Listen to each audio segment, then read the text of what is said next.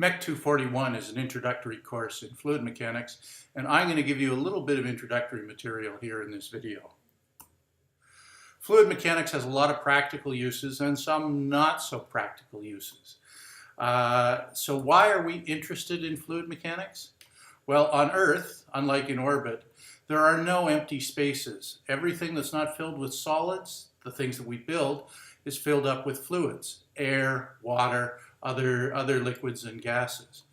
Even the vacuums that we create on the Earth, we create by pumping fluids out of some space. So fluid mechanics is really key to everything that we're doing. If we build some solids, things like aircraft may move through the air, and the fluid mechanics or the hydrodynamics of boats is going to be key to their performance. Fluids move through the solids that we build. Engines, gas turbines, pipes, the internal passages of all sorts of systems, heating and ventilating and air conditioning systems, for example. So fluids are all around us. Most of the processes we're really interested in, particularly processes to do with energy transport, combustion, heating and ventilating, practical materials processing, all have something to do with fluids.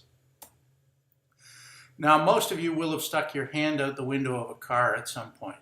If you stick your hand out with your thumb sort of up a little bit so that you've got an angle of attack, you'll find that there's pressure on the palm of your hand and a lower pressure on the back of your hand.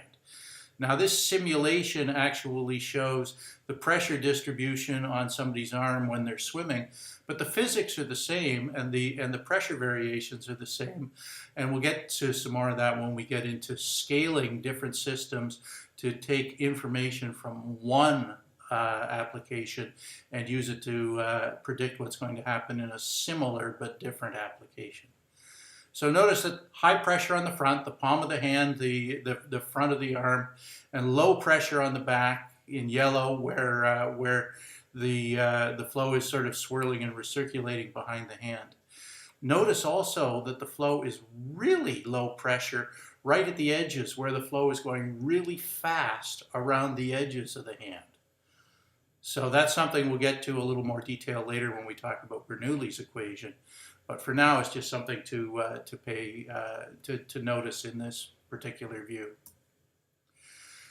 Now, this shows a more idealized system. This is a two-dimensional flow around a cylinder. And you'll notice that the flow is going from left to right, and that in the wake behind the cylinder, it's oscillating back and forth. Now, this shows up in real life. Not as easy to see, but certainly the easiest way to visualize it is probably the flapping of a flag behind a flagpole. This vortex shedding behavior in behind the cylinder is what causes the flag to flap back and forth rather than just streaming out straight behind the pole. So this is an unsteady flow. It's got different velocities in all sorts of different places at different times. And that's something that we're going to have to account for if we want to understand what's going on in this kind of a flow. In an internal combustion engine, we can do calculations, not on pencil and paper, but using computational fluid dynamics to look at how the velocity of the fluid will be different in different parts of the engine.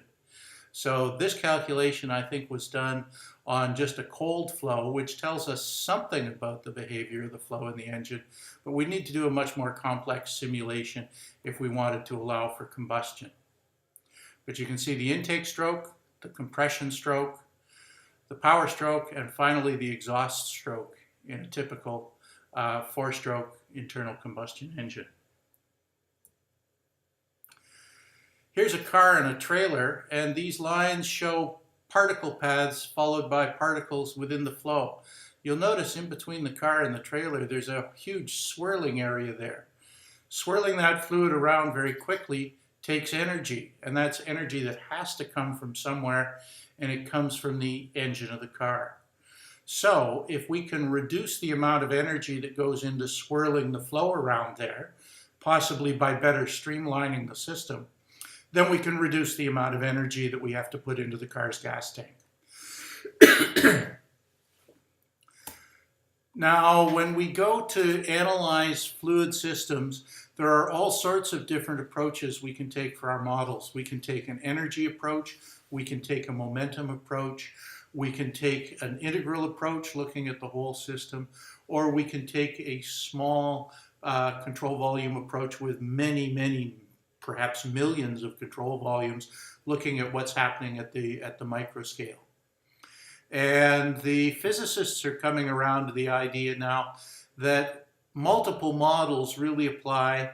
There isn't likely to be a grand unified field theory in physics. And likewise, in fluid mechanics, different models work better in different situations.